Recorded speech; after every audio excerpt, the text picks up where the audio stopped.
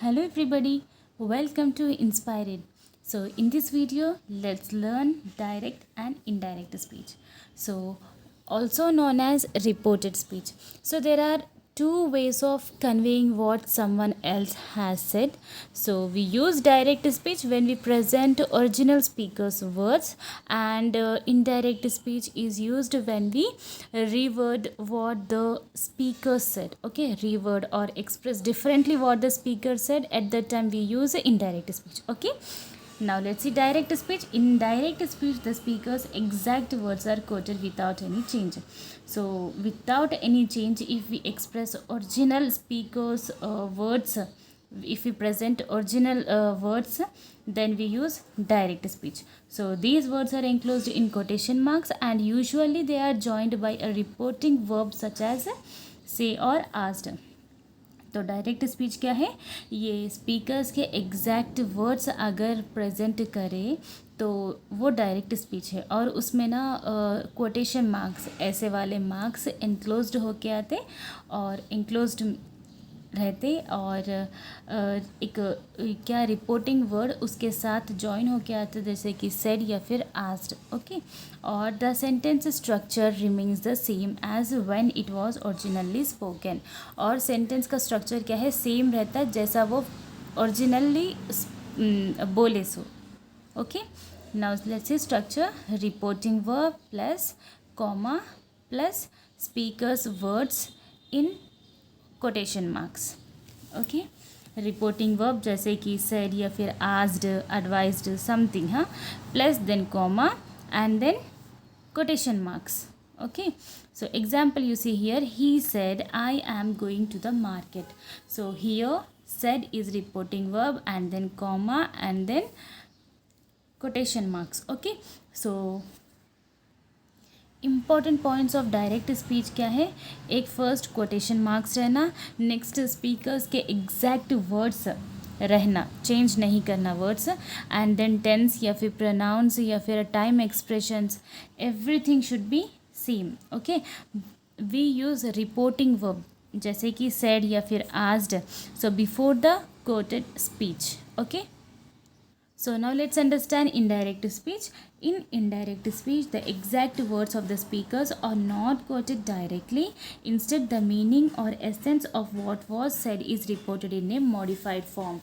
So indirect speech में ना speakers के exact words ना express नहीं करते, okay, quoted नहीं करते, बल्कि उसको ना modify करके उसके meaning को या फिर essence जो भी बोले वो मॉडिफाइड फॉर्म में रिपोर्ट करने को ही इनडायरेक्ट स्पीच बोलते. So exam structure see, reporting verb plus conjunction that.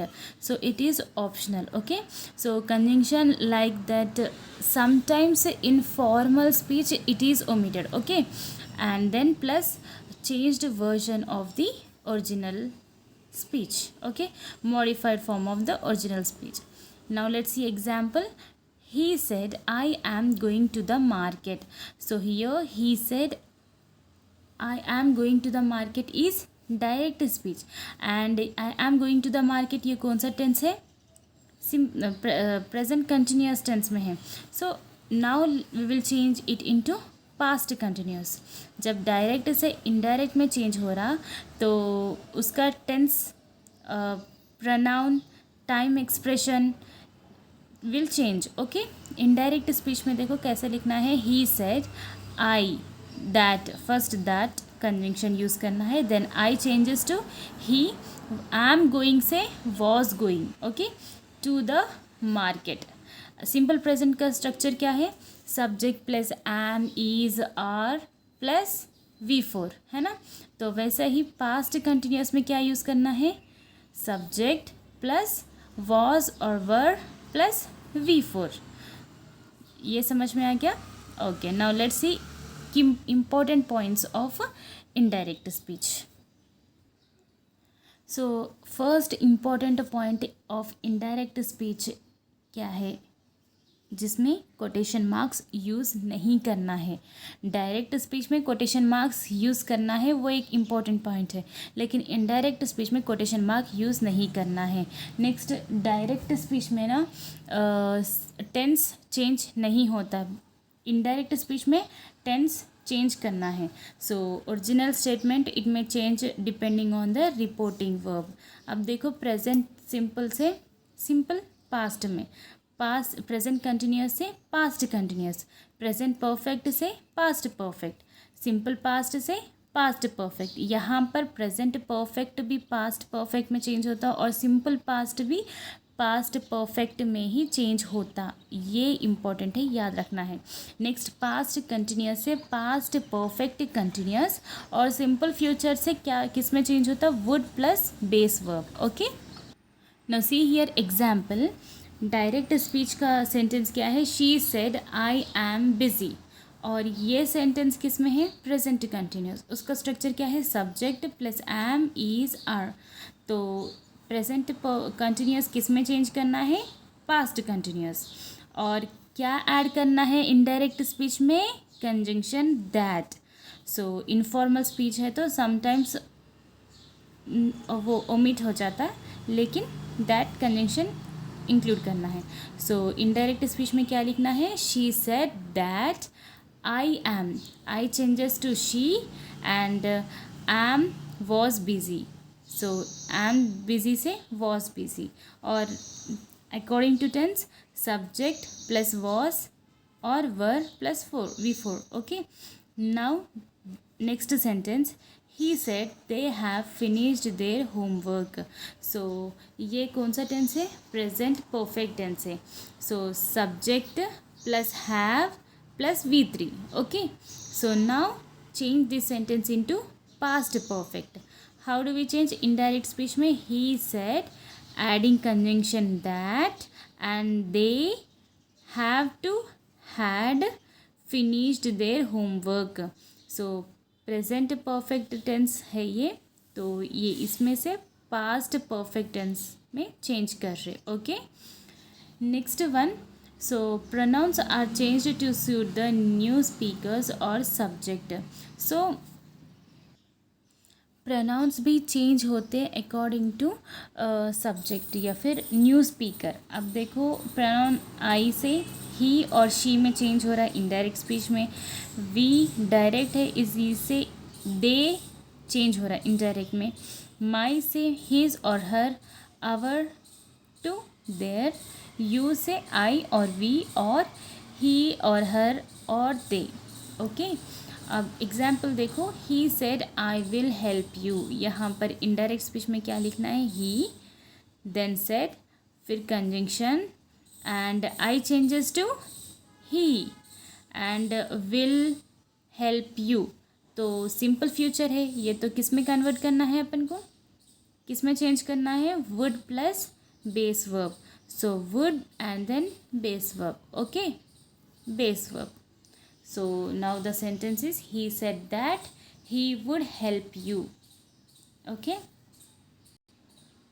So next important point of indirect speech is time expressions and adverbs may be adjusted to reflect the shift in time between when the statement was made and when it is reported.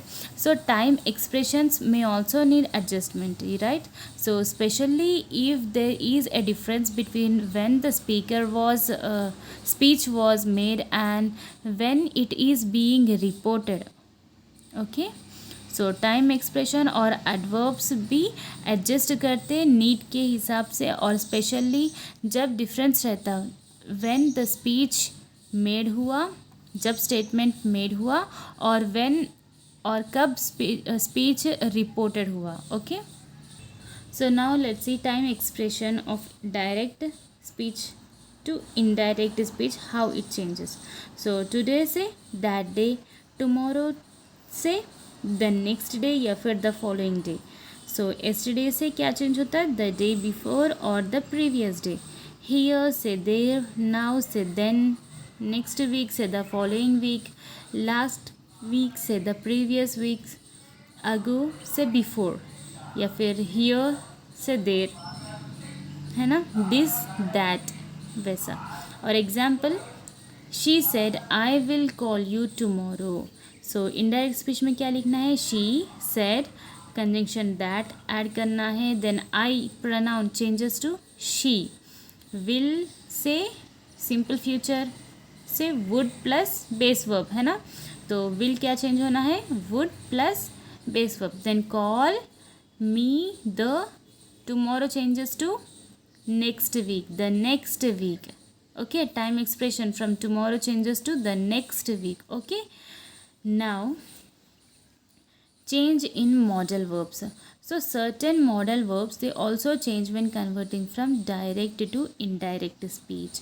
So थोड़े modal verbs हैं जो change हो direct speech से indirect speech में. तो वो क्या है? विल से would, can to could, may से माइट, मस्ट से हैड टू. सो बस थोड़े ही मॉडल वर्ब्स चेंज होते, पूरे नहीं.